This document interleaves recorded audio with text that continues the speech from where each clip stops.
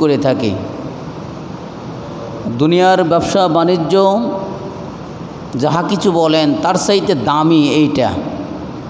ঈমান রক্ষার্থে আমাদের জ্ঞানের প্রয়োজন। আপনি যদি ঈমানকে রক্ষা করতে চান, জ্ঞান ছাড়া ঈমানকে ধরে রাখা কখনোই সম্ভব নয়। ওযু ভঙ্গের কারণ আমরা জেনেছি, নামাজ ভঙ্গের কারণ 19টি, ঈমান ভঙ্গের কারণ 10টি। এগুলো আমাদের জানতে হবে নাকি বলেন? গত সপ্তাহে আলোচনা থেকে আমরা বুঝেছি দুনিয়া এবং দুনিয়ার মধ্যে যাহা আছে তার মধ্যে শ্রেষ্ঠ সম্পদ হলো ঈমান। শ্রেষ্ঠ সম্পদের নাম কি বলেন তো? সেই সম্পদকে ধরে রাখার জন্য নবী করিম সাল্লাল্লাহু আলাইহি ওয়াসাল্লাম প্রতিনিয়ত যে দোয়াটা পড়তেন, ইয়া মুকাল্লিবাল কুলুব সাব্বিত কলবি আলা দীনিক, আমরা শিখছিলাম না গত সপ্তাহে? কেন? ঈমানকে ধরে রাখার জন্য নবী করিম সাল্লাল্লাহু আলাইহি ওয়াসাল্লাম আল্লাহ তাআলার থেকে সাহায্য চাইতেন। আল্লাহ, আপনি আমাদেরকে ঈমানের উপর দৃঢ়পদ রাখেন, আমার পদযুগলকে ঈমানের উপর রাখেন। পিছলা রাস্তায় চলতে গেলে পাও পিছলে যাবে, এটাই স্বাভাবিক। ও দুনিয়ার বিভিন্ন ফেতনা দিয়ে ভরা। আল্লাহ নবী সাল্লাল্লাহু আলাইহি ওয়াসাল্লাম তাই বললেন, বাদিরু বিল আমাল, তোমরা আমলের দিকে ধাপিত হও। কেন? কারণ হিসেবে নবী করিম সাল্লাল্লাহু আলাইহি ওয়াসাল্লাম তুলে ধরলেন, সমুদ্রের ঢেউয়ের মতন, অন্ধকার রাতের মতো তোমাদের দিকে ফেতনা ঢেয়ে আসতেছে। অন্ধকার যেভাবে ঘিরে আসে, সমুদ্রের ঢেউ যেভাবে উতলে আসে, ওইভাবে আমাদের জন্য কিয়ামতের পূর্বে ফেতনা ব্যাপকভাবে আসতেছে। এই জন্য নবী করিম সাল্লাল্লাহু আলাইহি ওয়াসাল্লাম বললেন, সেই ফেতনা আসার আগেই তোমরা আমলের দিকে ধাপিত হও, বাদিরু বিল আমাল। এরপরে নবী করিম সাল্লাল্লাহু আলাইহি ওয়াসাল্লাম বললেন, কেন জানো?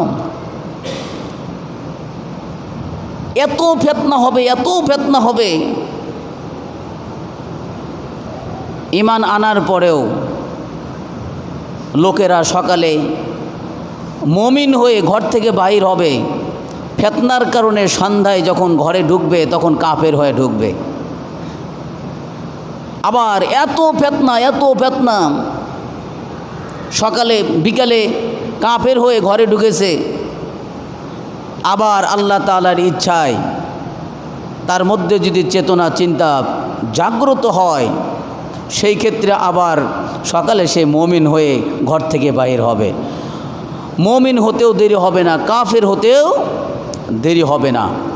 এই জন্য ফেতনার যুগে আমাদেরকে জানতে হবে, ঈমান হরণ করা, ঈমান নষ্ট হওয়া, ঈমান ভঙ্গের কারণ যে 10টি, সেগুলো আমাদেরকে ব্যাপকভাবে জানতে হবে। মুহতারাম মুআজ্জাজ সম্মানিত উপস্থিতি হাজিরিন, ঈমান মহামূল্যবান দৌলত। এইটা নষ্ট হয়ে যায় আমাদের কারণে, আমাদের আমলের ত্রুটির কারণে। 1 নম্বর, কোনো ব্যক্তি যদি শিরক করে ঈমান নষ্ট হয়ে যাবে। শিরক করলে কি হবে? ঈমান নষ্ট হবে। ঈমান, শিরক কি? আল্লাহ তাআলার সাথে সমকক্ষ, আল্লাহ তাআলাকে বাদ দিয়ে অন্য কাউকে ডাকা। ইবাদতের ক্ষেত্রে শিরক, দোয়ার ক্ষেত্রেও শিরক। কোনো ব্যক্তি যদি শিরক করে, আল্লাহ বলতেছেন এটা এত বড় অপরাধ যা আমি ক্ষমাই করি না। শিরকের অপরাধ আল্লাহ তাআলা কি করেন না? ক্ষমা করেন না। আল্লাহ তাআলা সূরা নিসার 48 নম্বর আয়াতে বলেন, ইন্নাল্লাহা লা ইয়াগফিরু আন ইউশরাকা বিহি ওয়া ইয়াগফিরু মা দুনা যালিকা লিমান ইয়াশা। আল্লাহ তাআলা তিনি যা চান, তিনি যা ইচ্ছা বান্দার সমস্ত অপরাধ ক্ষমা করতে পারেন। ক্ষমা করে দিবেন। কিন্তু কোনো ব্যক্তি যদি শিরকের কাজ করে, আল্লাহ তাআলার সমকক্ষ কাউকে জানে, আল্লাহ তাআলা বললেন এই অপরাধ শুধু আল্লাহ তাআলা ক্ষমা করেন না। শিরকের অপরাধ মস্ত বড় অপরাধ, ইসমাম মুবিনা, ইসমান আজিমা। শিরকের অপরাধ হলো মহা অপরাধ, যে অপরাধটা আল্লাহ তাআলার কাছে ক্ষমার যোগ্য নয়। একটি মিসাল দিলে আপনারা বুঝবেন। সেটা হলো, অপরাধ কি সবই সমান? আপনার এক ভাইকে একজন গলা কেটে হত্যা করেছে,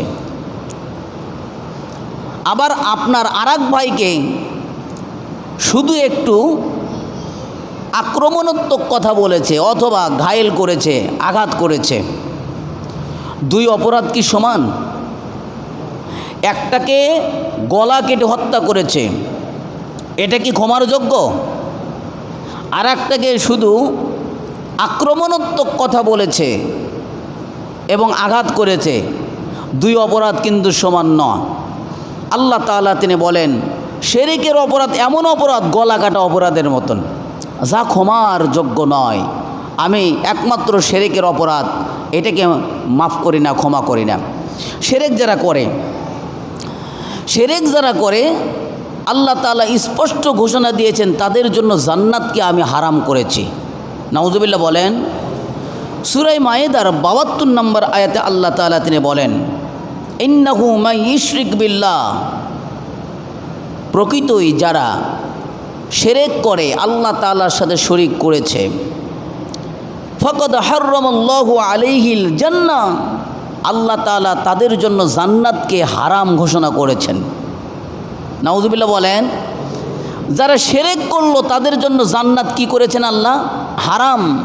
ওয়ামাওয়াহুন নার, জান্নাত হারাম করছেন, কিন্তু প্রকৃতই তারা বসবাস করবে জাহান্নামে। ওয়ামাওয়াহুন নার, তাদের অবস্থান স্থল হলো জাহান্নাম। ওমা লিয-যালিমিনা মিন আনসার, আল্লাহ তাআলা জালেম সম্প্রদায়কে কখনোই সাহায্য করবেন না। যারা শিরক করে তারা সবচাইতে বড় জালেম। এই জালেমদেরকে আল্লাহ তাআলা শুধু হেদায়েত দেবেন না, সাহায্য করবেন না। তাহলে শিরক করলে কি হয়? ঈমান নষ্ট হয়। শিরক করলে কি হয়? সবাই একসাথে বলেন। 1 নম্বর পয়েন্ট, শিরক করলে ঈমান নষ্ট হয়ে যায়। ঈমান ভঙ্গের কারণ 10টি, তার মধ্যে শিরক করলে ঈমান নষ্ট হয়ে যাবে। আমরা কোনো অবস্থায় শিরক করব না। আমাদের দ্বারা অজান্তে অনেক সময় শিরক হয়ে যায়। কবর পূজা করি, আল্লাহর থেকে না চেয়ে কবরবাসীর থেকে চাই, এটা শিরক। আপনি যদি একদিনের জন্য বলেন, একদিন, এক সময়ের জন্য, এক মুহূর্তের জন্য বলছেন কবরবাসীর থেকে চাইছেন, আপনার ঈমান চলে গেছে। আপনার ঈমানকে আবার নবায়ন করতে হবে, আপনার ঈমানকে আবার ফিরে নিয়ে আসতে হবে, তওবা পড়ে আবার নতুন করে ঈমান নিয়ে আসতে হবে। অন্যথায় আপনি ঈমানদার দাবি করতে পারেন না, কারণ আপনি শিরক করেছেন। 2 নম্বর কারণ হলো, ঈমান ভঙ্গের 2 নম্বর কারণ, কোনো ব্যক্তিকে সুপারিশকারী, মধ্যস্থতাকারী জানা। অর্থাৎ এভাবে বলা যে আমার এই ব্যবসা যদি না হইতো তাহলে আমি চলতে পারতাম না। আসলে আপনার জীবন পরিচালন করেন কে? আল্লাহ। কিন্তু আপনি বলতেছেন আমার এই ব্যবসা যদি না হইতো আমি চলতে পারতাম না। আপনি বলতেছেন আমার এই গরু যদি না থাকতো আমার সংসার চলতো না। আপনি বলতেছেন ভাই আপনি যদি না থাকতেন তাহলে আমি এই বিপদ থেকে উদ্ধার পাইতাম না। বলি কি না বলেন? এগুলো কথা খেয়াল করেন। আপনি মনে করতেছেন যে আপনি সামান্য কথা বলেছেন, আল্লাহ বলতেছে না, আমার সমকক্ষ মধ্যস্থ বানায় দিছে। আমি যেটা পারি সেটা মানুষকে ধরেছে, আমি যেটা পারি সেটা ব্যবসাকে বলেছে, আমি যেটা পারি সেটা গরুকে বলেছে, আমি যেটা পারি সেটা জমিকে বলেছে। জমি না থাকলে আমি চলতে পারতাম না। এই পৃথিবীতে অনেক মানুষ আছে জমি ছাড়া মানুষ আছে না, তারা কিন্তু চলে। এই পৃথিবীতে অনেক মানুষ আছে ব্যবসা ছাড়া মানুষ। আপনি বলতেছেন এই ব্যবসা না হলে আমি চলতে পারতাম না, তাহলে ব্যবসা যারা করে না তারা খায় কেমনে? তারাও তো চলে। অর্থাৎ আল্লাহ তাআলা আপনাকে চালান, কিন্তু আপনি এটা না বলে বলতেছেন এটা না হলে এটা না হলে এটা না হলে, আপনার সুপারিশ না হলে আমি বাঁচতাম না, আমার জেলে যাওয়া লাগতো, ইত্যাদি ইত্যাদি। এই ধরনের কথা আল্লাহ তাআলার সমকক্ষ বেনে সুপারিশকারী বানায়া কোনো ব্যক্তি যদি কথা বলে, ওই ব্যক্তির ঈমান চলে গেছে। ওই ব্যক্তির কি গেছে ভাই? তাহলে ঈমান চলে যাওয়ার 2 নম্বর কারণ হলো মধ্যস্থ মানা, আল্লাহর সমকক্ষ কাউকে ডাকা। আল্লাহ তাআলা তার দলিল দেন সূরা ইউনূস তিনি বললেন, আল্লাহ তাআলা বলছেন, দেখেন মূর্তি পূজক যারা, তারা কিন্তু ডাইরেক্ট মূর্তির পূজা করে না। কথাটা বুঝবেন, মূর্তি পূজক তারাও আল্লাহকে জানে, আল্লাহ আছে, ভগবান আছে না, এরকম বলে, কিন্তু মূর্তি পূজা করে। কেন জানেন? মূর্তি পূজক মূর্তিদেরকে তারা সুপারিশকারী মনে করে।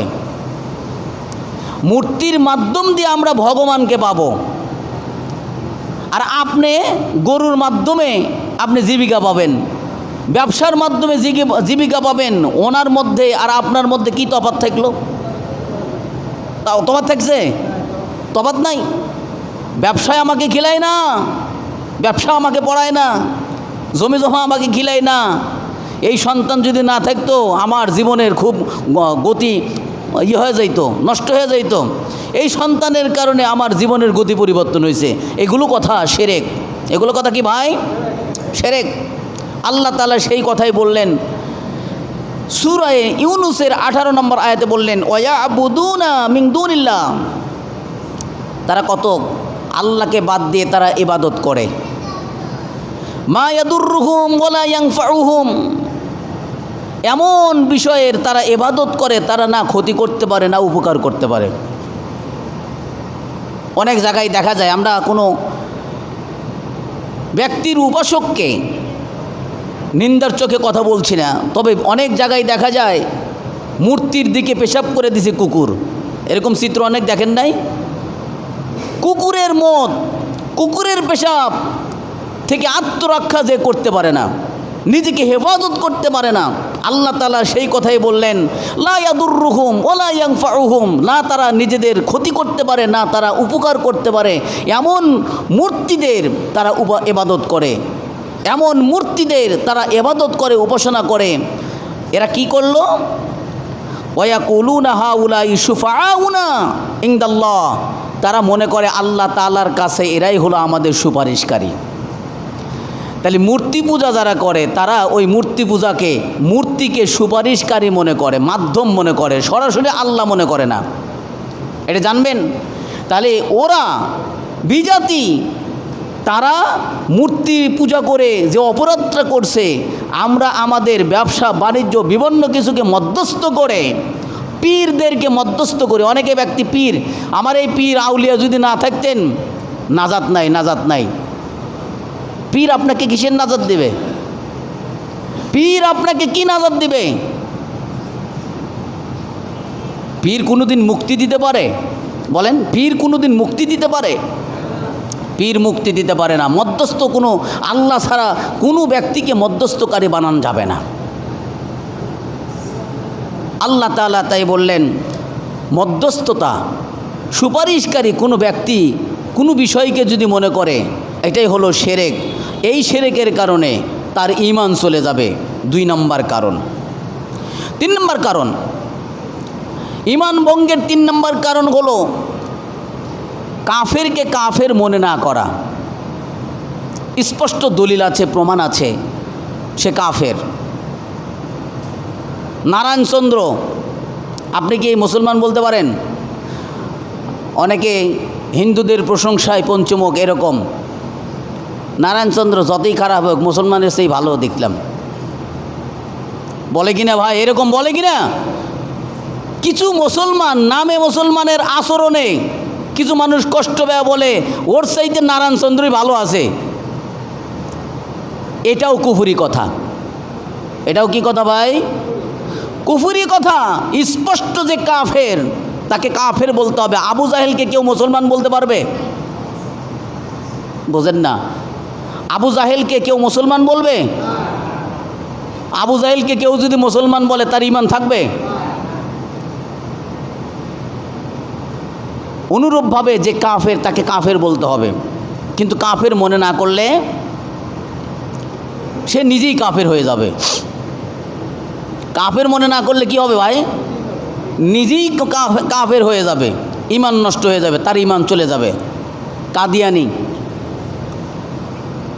কাদিয়ানীদেরকে কাফের না মনে করা, আপনি নিজে কাফের হয়ে যাবেন।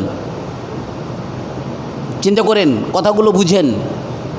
যে কাফের তাকে কাফের বলতে হবে, যে মুসলমান তাকে কাফের বলা যাবে না, যে ইমানদার তাকে কাফের বলা যাবে না। নবী বলছেন একজন ইমানদার মুমিন মুসলমানকে কেউ যদি কাফের বলে, সে যদি কাফের না হয় ওই কথাটা নিজের দিকে প্রত্যাবর্তিত হবে। কিন্তু একজন কাফেরকে কাফের বলা যাবে। কাদিয়ানীরা কাফের কেন? কাদিয়ানীরা কাফের কেন? কাদিয়ানীরা আল্লাহ তাআলার একটি কোরআনের আয়াতকে অস্বীকার করে, আল্লাহর নবীর রাসূলের হাদিসকে অস্বীকার করে। আচ্ছা বলেন, আপনাদেরকে একটা প্রশ্ন করি, জোরে উত্তর দিবেন। দেখি মহিপুর নতুনপাড়া জামে মসজিদের মুসল্লিরা কতটুকু বুঝেছেন। কোরআনের একটি আয়াত কেউ যদি অস্বীকার করে, সে মুমিন থাকে না কাফের হয়ে যায়? কেন কাফের হয়ে যায়? বলে আল্লাহ তাআলার ফরমান, আল্লাহ তাআলার ডাইরেক্ট ফরমান, সেটাকে অস্বীকার করার ব্যক্তিকে কাফের হিসাবে আল্লাহ তাআলা সাব্যস্ত করেছেন। যে আল্লাহ তাআলার আয়াতকে অস্বীকার করে সে কাফের। নবী করিম সাল্লাল্লাহু আলাইহি ওয়াসাল্লাম তাই বললেন, আমি শেষ নবী, আমার পরে আর কেউ নবী হয়ে আসবে না। আনা খাতামুন নাবিয়্যিন লা নাবিয়্যা বাদি। আল্লাহর নবী বলছেন আমি শেষ নবী, আমার পরে নবী হয়ে আর কেউ আসবে না। আল্লাহর নবী সাল্লাল্লাহু আলাইহি সাল্লাম ভবিষ্যৎ বার্তা দিয়েছেন, আমার পরে আমি যে শেষ নবী, এটা ঘোষণা হওয়ার পরেও 30 জন ব্যক্তি নবুয়ত দাবি করবে, মিথ্যা নবুয়ত দাবি করবে। আল্লাহ তাআলার নবী তিনি হলেন শেষ, তারপরে আর কোনো নবী হবে না। এই কথাটা বলার পরে কেউ যদি বলে আমি নবী, গোলাম মোহাম্মদ কাদিয়ানী সে নিজেকে নবী দাবি করে। গোলাম মোহাম্মদ কাদিয়ানী নিজেকে নবী দাবি করে, এই হিসেবে সে যদি নিজেকে নবী দাবি করে তাহলে মুহাম্মদ সাল্লাল্লাহু আলাইহি সাল্লাম তিনি নবী, এটাও তারা বিশ্বাস করে, কিন্তু শেষ নবী বিশ্বাস করে না। বুঝেন? মুহাম্মদ সাল্লাল্লাহু আলাইহি সাল্লাম তিনি নবী, এই কথাটা কাদিয়ানীরাও বিশ্বাস করে, কিন্তু এটা বিশ্বাস করে না যে তিনি শেষ নবী। শেষ নবী হলো আহম্মদ, গোলাম মোহাম্মদ কাদিয়ানী হলো শেষ নবী। নাউযুবিল্লাহ বললেন না? এই কথা বলার কারণে কাদিয়ানীরা কাফের। কাদিয়ানীরা কি ভাই? আল্লাহ তাআলা কোরআনে দলিল দিয়ে দিয়েছেন, সূরা আহজাব 40 নম্বর আয়াতে বললেন মুহাম্মাদের ব্যাপারে, মুহাম্মদ সাল্লাল্লাহু আলাইহি সাল্লামের ব্যাপারে বলছেন, মা কানা মুহাম্মাদুন আবা আহাদিম মির রিজালিকুম ওয়ালাকিন রাসূলুল্লাহি খাতামান নাবিয়্যিন। সূরা আহজাবের জ্বলন্ত প্রমাণ দিয়েছেন আল্লাহ তাআলা যে মুহাম্মদ সাল্লাল্লাহু আলাইহি সাল্লাম সাধারণ পুরুষের পিতা নয়। পুরুষদের পিতা মুহাম্মদ সাল্লাল্লাহু আলাইহি সাল্লামের কি কোনো ছেলে সন্তান আছে? আল্লাহ তাআলা স্পষ্ট ঘোষণা দিয়েছেন তিনি পুরুষের পিতা নয়। কি? তিনি হলেন ওয়ালাকিন্না রাসূলুল্লাহি খাতামান নাবিয়্যিন, তিনি হলেন আল্লাহ তাআলার শেষ নবী। আল্লাহ তাআলার কি নবী? আল্লাহ তাআলা পরিষ্কার বলে দিলেন ওয়া খাতামান নাবিয়্যিন, তিনি হলেন নবীদের একবারে শেষের যিনি, তিনি হলেন মুহাম্মদ সাল্লাল্লাহু আলাইহি সাল্লাম। তাহলে কাদিয়ানারা যদি বলে যে না মুহাম্মদ সাল্লাল্লাহু আলাইহি সাল্লাম শেষ নবী না, তাহলে এই আয়াত তারা কি স্বীকার করলো না অস্বীকার করলো? আর অস্বীকার করার কারণে কাদিয়ানীরা কাফের, কাদিয়ানীরা কাফের। আল্লাহ তাআলা তাই বললেন যে কাফের তাকে কাফের মনে করা, যে কাফের তাকে কাফের মনে না করা, নিজে কুফরি করা, এটাতে ঈমান চলে যাবে ভাই। আমি কথাকে বুঝাতে পারছি ভাই? তাহলে যে কাফের, আবু জাহেলকে আমরা কাফের বলবো, বারবার বলবো, ফিরাউনকে কাফের বলবো, বারবার বলবো, আবু লাহাবকে কাফের বলবো, বারবার বলবো। কেন বলবো? এর দ্বারা আমার ঈমান মজবুত হয়। ফিরাউনের হিস্টোরি আপনি যত পড়বেন তত ইসলামের প্রতি আপনার দিল, ঈমান আরও বাড়বে, বিধর্মীর প্রতি আপনার শত্রুতা বাড়বে। এটাই ইসলাম, এইটাই ঈমান। আল্লাহর জন্য ভালোবাসা, আল্লাহর জন্য রাগ করা, এটাই ঈমান। কি ভাই, ফিরাউনের ইতিহাস পড়ে কি ফিরাউনের প্রতি আপনাদের মহাব্বত বাড়বো না কমবো? কমবে না? কেন কমবে দেখি বলেন তো? ফিরাউন স্পষ্ট কাফের, ফিরাউন স্পষ্ট। আর আমরা আমাদের দিলে ফিরাউনকে কাফের জানি, আর এটা যে জানবে তার ঈমান ঠিক আছে, আর এটা যে জানবে না তার ঈমান ঠিক না, ঈমান চলে গেছে। ঈমান চলে যাওয়ার অন্যতম এটা একটা কারণ, কাফেরকে কাফের মনে না করা। ভাইরা আমার,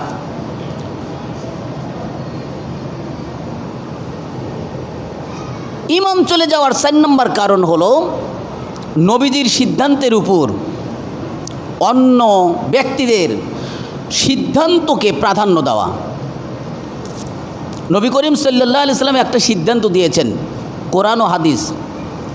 এই কোরআন ও হাদিসের সিদ্ধান্তকে আমরা মূল্যায়ন না করে ব্যক্তিগত গড়া আইন মতাদর্শকে আমরা মূল্যায়ন করলাম। আল্লাহ তাআলা বললেন তোমার ঈমান নাই, তোমার ঈমান চলে গেছে। কথাটা বুঝেন, আমাদের এই ব্যারামগুলো আছে। সরকারের বর্তমান আইন মানব রচিত আইন, এটার উপর আমরা বেশি মূল্যায়ন করি, আল্লাহর আইনকে মূল্যায়ন করি না। ঢিল চোখে দেখি। আপনি যদি প্রকৃতই হকিকতান অন্তর থেকে এটা যদি মনে করেন যে মানব রচিত আইন এটা ঠিক আছে, এটা যদি মনে করেন, আপনার ঈমান নাই। কি নাই ভাই? আরে ভাই কথা বলেন। ঈমান বাঁচানো ফরজ, ফরজের উপর ফরজ। যেভাবে ঈমান মূল্যবান সম্পদ, ওইভাবে রক্ষা করা আপনার উপর ফরজ।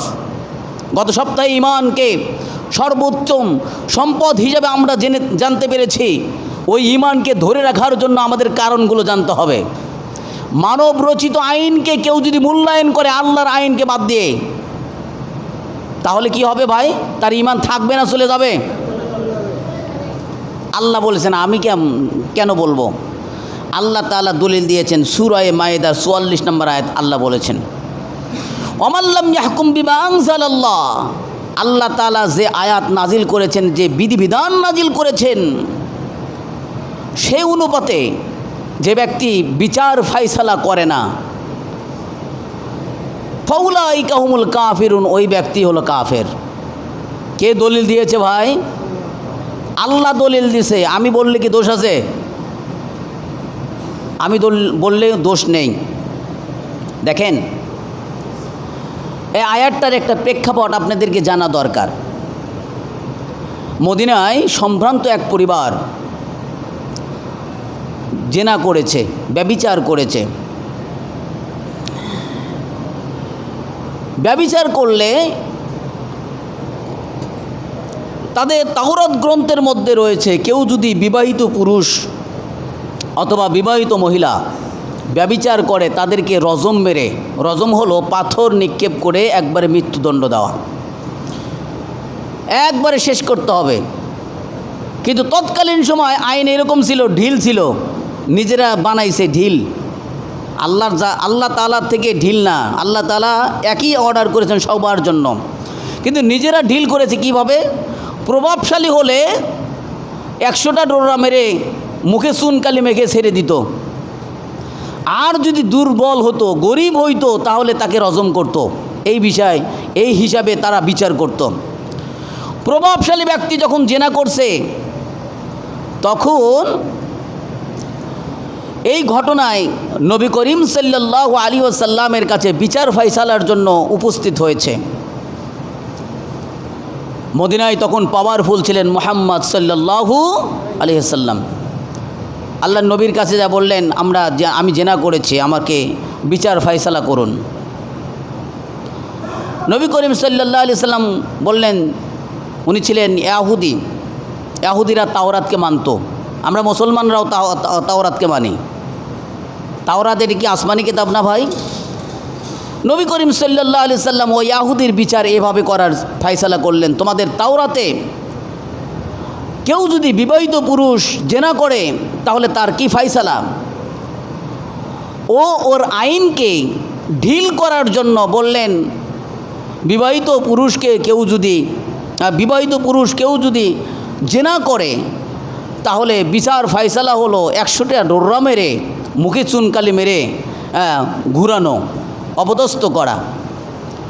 আল্লাহ নবী সাল্লাল্লাহু আলাইহি সাল্লাম তিনি বললেন, তোমাদের তাওরাতে বুঝে এরকম নেই। ওই জায়গাতে উপস্থিত ছিলেন আব্দুল্লাহ ইবনে সালাম রাদিয়াল্লাহু তাআলা আনহু, তখন মুসলমান হয়েছেন।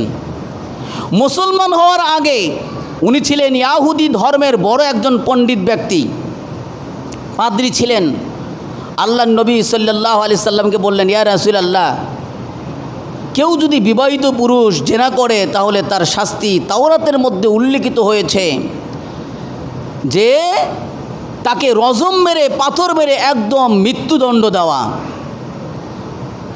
ওই ইয়াহুদি যে জেনা করেছে সে তাওরাত কিতাবকে এনে পড়লেন, যেটা রজম করার কথা আছে ওই জায়গাতে নখ দিয়ে হাত দিয়ে ঢেকে ধরলেন, বাদবাকি অংশটা পড়লেন। আব্দুল্লাহ ইবনে সালাম বললেন, আল্লাহর রাসূলকে বললেন, উনি চালাকি করতেছেন, ওদের তাওরাতের মধ্যে রজম কথাটা উল্লেখিত আছে। যখন হাত সরাতে বললেন, দেখেন যে আঙ্গুলের নিচে রজম কথাটা উল্লেখ আছে। আল্লাহর নবী সাল্লাল্লাহু আলাইহি সাল্লাম তখন বিচার ফয়সালা করলেন, তাওরাত দিয়ে, কোরআন দিয়ে বিচার করলেন। আল্লাহর নবী সাল্লাল্লাহু আলাইহি সাল্লাম বিচার ফয়সালায় আল্লাহ তাআলার যেটা আইন সেটাই জারি করলেন। আল্লাহর নবী সাল্লাল্লাহু আলাইহি সাল্লাম বললেন, আজকে আমি এখানে আল্লাহ তাআলার একটি আইন প্রতিষ্ঠিত করলাম। সুবহানাল্লাহ বলেন। আল্লাহর নবী সাল্লাল্লাহু আলাইহি সাল্লাম তিনি আরও স্পষ্ট করেছেন, আল্লাহ এবং নবীর ফয়সালার উপর কেউ যদি মূল্যায়ন না করে, মানুষের রচিত আইনকে মূল্যায়ন করে, তার ঈমান থাকবে না। এ ব্যাপারে নবী করিম সাল্লাল্লাহু আলাইহি সাল্লাম সূরা নিসার 65 নম্বর আয়াতে আল্লাহ তাআলা উল্লেখ করেছেন, এক ইয়াহুদি আর এক মুনাফিকের ঘটনা নবী করিম সাল্লাল্লাহু আলাইহি সাল্লামের কাছে আসে। ইয়াহুদি বলতেছেন, আমরা আমাদের এই সমস্যার সমাধানের জন্য, অর্থাৎ জমিতে পানি দেওয়া নিয়ে দ্বন্দ্ব, জমিতে কি নিয়ে পানি দেওয়া নিয়ে দ্বন্দ্ব। মুনাফিক বলতেছে, মুনাফিক কাদের মধ্যে সৃষ্টি হয়? মুসলমানদের মধ্যে। মুনাফিক বলতেছে, আমরা কাব ইবনে আশরাফের কাছে এই বিচার ফয়সালা কার্যের জন্য যাব। আর ইয়াহুদি বলতেছে, আমরা মুহাম্মদ সাল্লাল্লাহু আলাইহি সাল্লামের কাছে যাব। ইয়াহুদির ধারণা মুহাম্মদ কখনো বেইনসাফি বিচার করবেন। আর মুনাফিক বলতেছেন যে আমি তো অপরাধ করছি, মুহাম্মদের কাছে গেলে তো আমার বিচার আমার পক্ষে আসবে না, অতএব কাব ইবনে আশরাফের কাছে যাব। তৎকালীন সময়ে কাব ইবনে আশরাফ ছিলেন বিচারক। মুনাফিক পেরে উঠল না। ইয়াহুদির সিদ্ধান্ত অনুপাতে রাসূল সাল্লাল্লাহু আলাইহি সাল্লামের কাছে গেলেন সিদ্ধান্ত নেওয়ার জন্য, বিচার ফয়সালার জন্য। রাসূল সাল্লাল্লাহু আলাইহি সাল্লাম দুইজনের কথা শুনে ইয়াহুদির পক্ষে রায় দিয়ে দিলেন। কি দিলেন? ইয়াহুদির পক্ষে রায় দিয়ে দিলেন। মুনাফিক এটা মানতে রাজি নাই। মুনাফিক মুসলমান কি মানতে রাজি নাই। তখন বলল, না চলো যাই, আমরা সানি বিচার করার জন্য যাব। কি? মুনাফিকের ধারণা ছিল যে বিধর্মীর প্রতি ওমর সবচাইতে কঠোর। ওমরের কাছে গেলে আমার পক্ষে রায় দিয়ে ওই বিধর্মীকে, ইয়াহুদিকে ব্যাপকভাবে ধরাশায়ী করবে। এই চিন্তায় তারা আবার সানি বিচারের জন্য হযরত ওমর রাদিয়াল্লাহু তাআলা আনহুর কাছে গেল। ওমর রাদিয়াল্লাহু তাআলা আনহু প্রথমেই বললেন, হে আমিরুল মুমিনিন। তখনও তো আমিরুল মুমিনিন হয় নাই। ওমর রাদিয়াল্লাহু তাআলা আনহুকে বললেন, আমরা প্রথম মুহাম্মদ সাল্লাল্লাহু আলাইহি সাল্লামের কাছে বিচার কার্যের জন্য গিয়েছিলাম, তিনি বিচার করেছেন ইয়াহুদির পক্ষে। মুনাফিক বলতেছে ওমরকে, আপনি এই বিষয়টা দেখেন। বলে তোমরা কি সত্যি মুহাম্মদ সাল্লাল্লাহু আলাইহি সাল্লামের কাছে গিয়েছিলে? বলে হ্যাঁ গিয়েছিলাম। তিনি কি রায় দিয়েছে? বলে ইহুদির পক্ষে রায় দিয়েছে, আমার বিপক্ষে রায় দিয়েছে। তাই হযরত ওমর রাদিয়াল্লাহু তাআলা আনহু চুপ করে থাকলেন, থেকে বলতেছেন তোমরা দাঁড়াও, এখানে দাঁড়াও, আমাকে একটু ভিতর থেকে আসতে দাও। হযরত ওমর রাদিয়াল্লাহু তাআলা আনহু ভিতরে গেলেন। ভিতরে যাইয়া নাঙ্গা তলোয়ার, উন্মুক্ত খোলা ঝকঝকে তলোয়ার নিয়ে এসে কোনো বাক্য নাই, কোনো কথা নাই, মুনাফিকের গর্দানকে উড়াইয়া দিলেন এবং বললেন, যে ব্যক্তি মুহাম্মদ সাল্লাল্লাহু আলাইহি সাল্লামের বিচার ফায়সালা মানতে পারে না, তার বিচার ফায়সালা এভাবে এভাবে গর্দান উড়িয়ে দিতে হয়। কারণ তুমি আর মুসলমান নাই, তুমি আর কি নাই, তুমি আর মুসলমান নাই, তুমি হলে কাফের, আর কাফেরের গর্দান এভাবে উড়াইয়া দিতে হয়।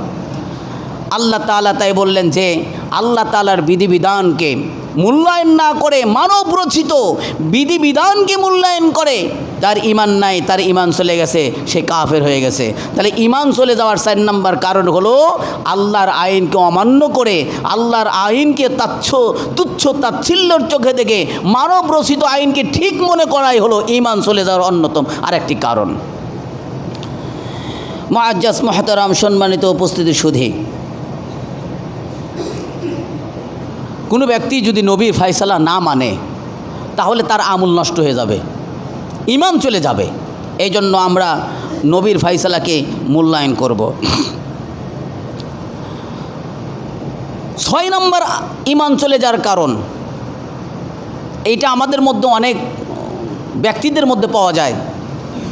কোরআন নিয়ে, হাদিস নিয়ে, নবী রাসূল নিয়ে ব্যঙ্গোক্তি করা, ঠাট্টা বিদ্রোহ করা, তামাশা করা, হাসি খেলা করা, আল্লাহর আইন নিয়ে, নবীকে নিয়ে, আল্লাহর বিধিবিধান নিয়ে নিজে তো মানি না, বরংস এটাকে নিয়ে তামাশা করে, ঠাট্টা করে।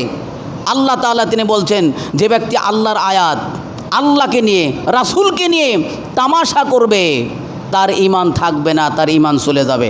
দলিল সূরা তাওবার 65 এবং 66 নম্বর আয়াত আল্লাহ বলেছেন, কুল আবিল্লাহ ওয়া আয়াতিহি ওয়া রসুলিহি কুনতুম তাস্তাহজিউন। বলুন, তারা কি আল্লাহর আয়াত এবং রাসূলকে নিয়ে ঠাট্টা করে? যদি তারা ঠাট্টা করে, এই ব্যাপারে কোনো ওজর নাই। আল্লাহর রাসূলের আইনের ব্যাপারে, আল্লাহর আইনের ব্যাপারে, আল্লাহর আদেশের ব্যাপারে, নবীর আদেশের ব্যাপারে লা তা'তাযিরু, কোনো ওজর পেশ করা যাবে না। আপনার কাছে কোনো ওজর থাকা যাবে না, কোনো কথাই চলবে না। এখানে আপনি যত পণ্ডিত হন, কিন্তু নবীর উপর দিয়ে কথা বলতে পারবেন না, আল্লাহর উপর দিয়ে কথা বলতে পারবেন না। আপনাকে মানতে হবে, অন্যথায় চুপ থাকতে হবে। কি ভাই, 2টা পথ নিরাপদ, একটা হলো মানা তো নিরাপদ, আর একটা হলো চুপ থাকা নিরাপদ। আর একটা কি ভাই, কিন্তু আপনি ঠাট্টা করতেছেন, বিদ্রোহ করতেছেন, তামাশা করছেন, কোরআনের আয়াত নিয়ে, হাদিস নিয়ে, নবীকে নিয়ে ব্যঙ্গোক্তি করছেন, এরকম মানুষের অভাব কি আছে বর্তমান? অনেক অনেক নবীকে নিয়ে ব্যঙ্গোক্তি করে, তাদের ঈমান তখনই চলে গেছে, তাদের ঈমান আর নাই। ফাকাদ কাফারতুম বাদা ঈমানিকুম, আল্লাহ তাআলা বলতেছেন ঈমান আনার পরেও তারা কুফরি করেছে। সুবহানাল্লাহ বলেন।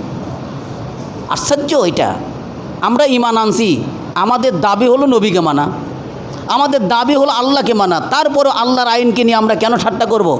কোনো ব্যক্তি ঈমান আনার পরে আল্লাহকে নিয়ে ঠাট্টা নাই, নবীকে নিয়ে ঠাট্টা নাই যদি করে, তার ওই ব্যক্তির কি হবে না ভাই? ঈমান থাকবে না। এরপরে দেখেন 7 নম্বর কারণ, মুসলমানদের বিরুদ্ধে মুশরিকদেরকে সহযোগিতা করা। অনেক জায়গায় দেখি মুসলমানদের বিরুদ্ধে দাঁড়াইছে, বিজাতির পক্ষে হইয়া রুনাজারি পর্যন্ত করতেছে, আফসোস করতেছে, বুক চাপড়াইতেছে। আছে কি না? কোনো ব্যক্তি যদি মুসলমানদের বিরুদ্ধে বিজাতির সহযোগিতা আপনার দিলের মধ্যে যদি থাকে, জানবেন আপনি ঈমানদার না, আপনি ঈমানদার না, আপনার ঈমান চলে গেছে। মুসলমান কখনোই কষ্ট দিতে পারে না, মুসলমানকে কষ্ট দিতে পারে না। ঈমান কিন্তু 2 জায়গায় থাকে ভাই। কয় জায়গায় থাকে? একটা হলো মুখে থাকে আর একটা অন্তরে। আল্লাহ নবী সাল্লাল্লাহু আলাইহি সাল্লাম বললেন, এই তোমাদের মুখে যাদের ঈমান আছে তারা শুনে রাখো, মুসলমানকে কষ্ট দিও না। তোমাদের ঈমান এখনো কলবে পৌঁছে নাই। ঈমান কলবে পৌঁছবে কখন? যখন আপনি নবী, আল্লাহ তাআলার বিধিবিধান সব কিছু মেনে নেবেন, তখন আপনার অন্তরে ঈমান প্রবেশ করেছে। আর আপনি মুখে বলতেছেন কিন্তু আসলে কাজের কাজ তা করতেছেন না, আপনার ঈমান শুধু মুখে আছে, কলবে নেই। এই জন্য ভাইরা আমার, আমরা মুসলমানদের বিরুদ্ধে বিজাতিকে কোনো অবস্থায় সহযোগিতা করতে পারি না। যদি করেন আপনার ঈমান নাই। এই কথা কে বলেছে? আল্লাহ তাআলা তিনি বলেছেন সূরা ইমরানের 85 নম্বর আয়াত। এই জন্য ভাইরা আমার, আমরা ভাই একটু কথা বলি। আচ্ছা, আমি এখনই কথা সেরে দিলাম। তাহলে ঈমান ভঙ্গের কারণ কয়টি? 10টি। ঈমান ভঙ্গের কারণ কয়টি ভাই? 10টি। তার মধ্যে 7টি আমরা অতিবাহিত করলাম। 8 নম্বর হলো শরীয়তের উপর কোনো ব্যক্তিকে প্রাধান্য দেওয়া। শরীয়তের উপর কেউ না, আমি মৌলবিও না, আমার বাবাও না, আমার মাও না। শরীয়ত তো শরীয়ত, শরীয়তের উপর আমি কাউকে প্রাধান্য দেব না। যদি দিই আমার ঈমান থাকবে না। দ্বীনের বিধানের উপর থেকে মুখ ফিরিয়ে নেওয়া। হায়া আলা সালাহ বলতেছে, নামাজ পড়তে বলা হইতেছে, তা থেকে খালি মুখ ফিরাইতেছেন। এভাবে যদি নীতিই থাকেন আপনার ঈমান থাকবে না ভাই।